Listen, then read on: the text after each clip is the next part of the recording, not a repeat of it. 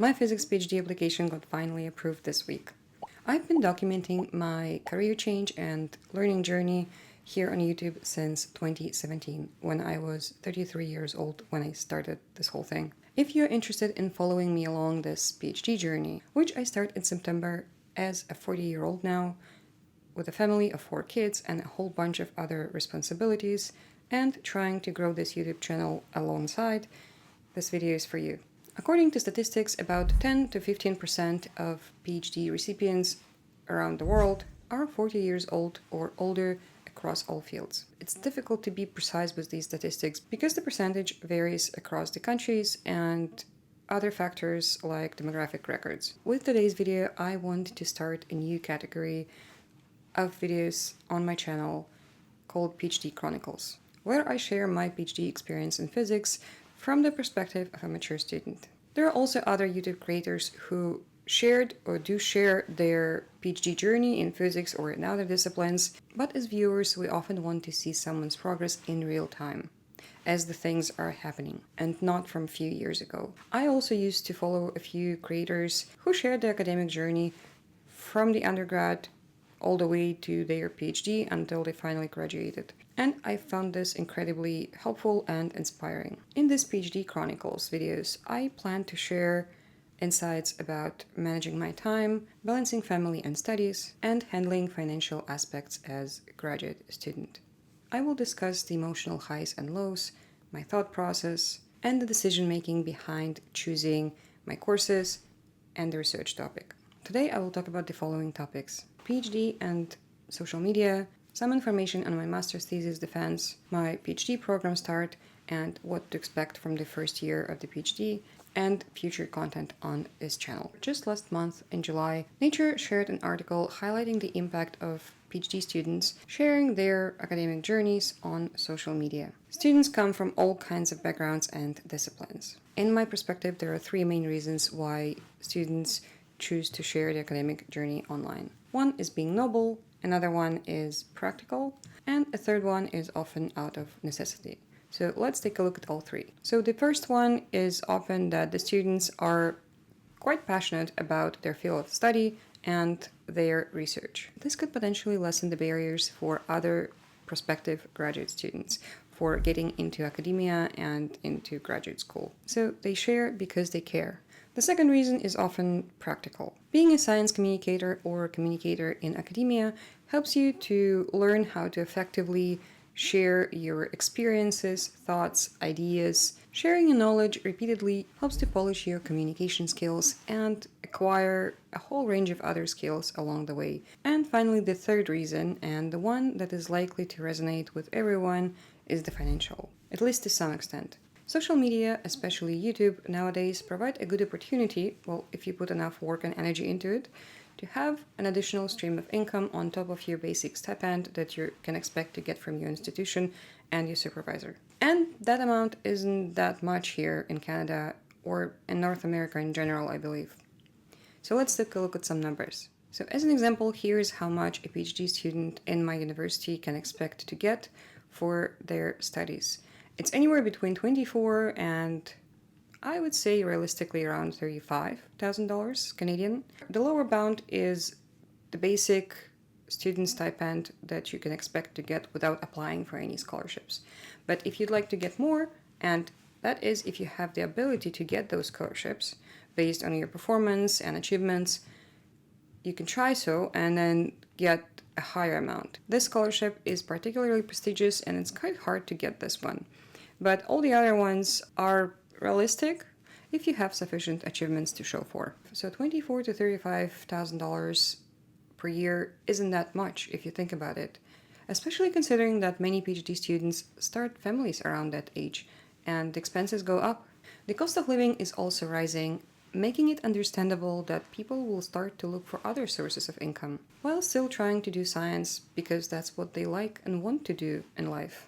Now this year, the government of Canada recognized, at least partially, that in order to keep people in academia and in science, they need to address this problem because the graduate student funding in Canada specifically has not been reviewed in the last 20 years, and a lot has changed in these 20 years. A news release in 2024 talks about the need and the intent to increase the funding for graduate students starting this September. And especially for the PhD students, the increase seems to be substantial. So they attempt to increase it from the average of 27K per year to 47K per year for each student.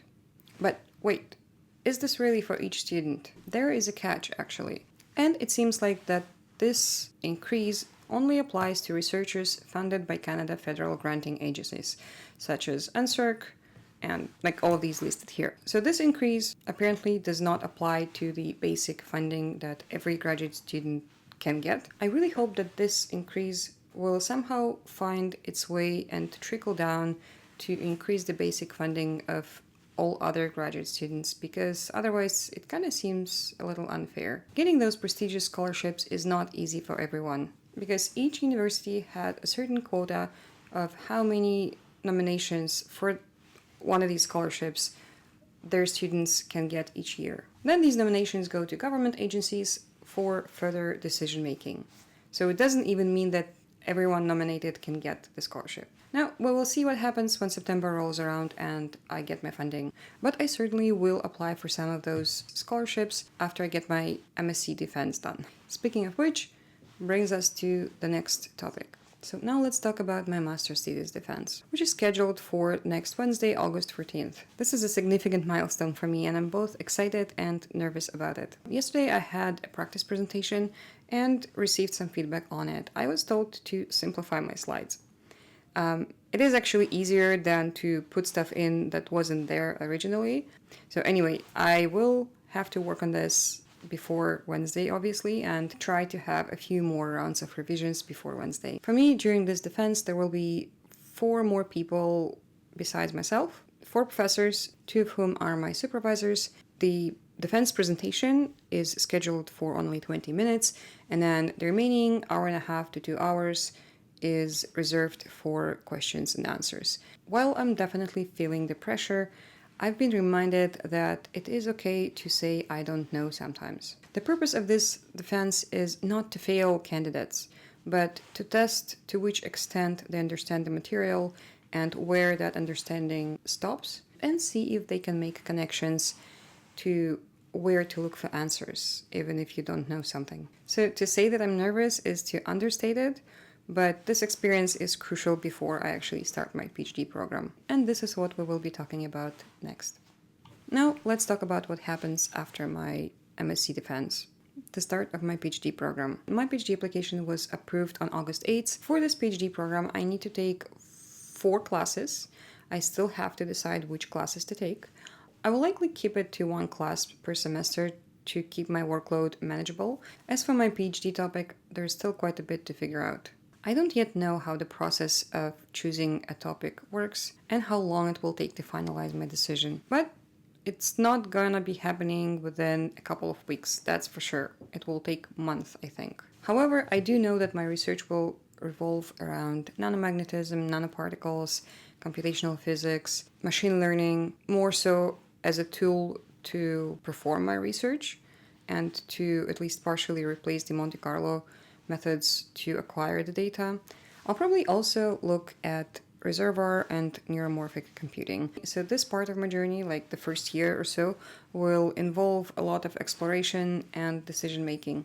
And I look forward to sharing these experiences and insights with you as I navigate through this. Now I'd like to talk about the future content on this channel. The recent surge in my channel growth has been both surprising and incredibly motivating. My channel grew from 660 to over 1900 subscribers over the course of the last month, where it took me 6 years to get to 660.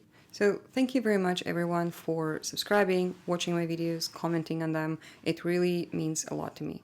It made me realize that there are actually people out there who are interested in what I am sharing. So considering this, I would like to let you know what to expect in the future on this channel and give you an opportunity to share your ideas and tell me what you would like to see in the comments below. So this will help me to plan my content accordingly. So here are the video types that I'm thinking of publishing on this channel. So one is being this exact video type about my PhD progress, I'll tell what's new and exciting, my wins, progresses, fails, difficulties, everything that you would like to know, and it's probably going to be bi-weekly-ish, maybe more often if I have something to share, obviously Linux stuff, because this is the topic that actually helped my channel to grow to this extent, and it's also something that I really enjoy sharing about.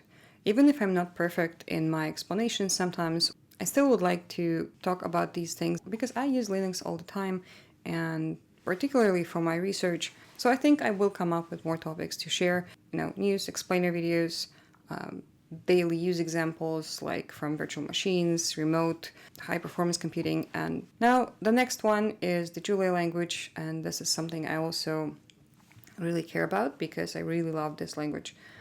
I started on it 3 years ago and I'm still learning a lot, but I'm getting much better at this, especially the high performance stuff. I learned how to write GPU scripts and GPU kernels. I'm still not perfect, but as I said, I'm learning, I'm growing. Yeah, it pumps me up to be able to learn something that at some point I deemed very difficult. And now, finally, machine learning stuff. As I mentioned, it will be likely part of my research. It will be a tool that I will be using to, investigate things. So at some point later on this channel, I will start posting machine learning things. So let me know in the comments what you think, provide any suggestions, and if you would want to know how this whole academic journey started, you can go and watch this video there. It's my very first video on this channel, very cringy and embarrassing. If you choose to watch it, I suggest you watch it at 2 times speed. If you found this video helpful, don't forget to hit the like and subscribe if you like, and join me on my PhD journey.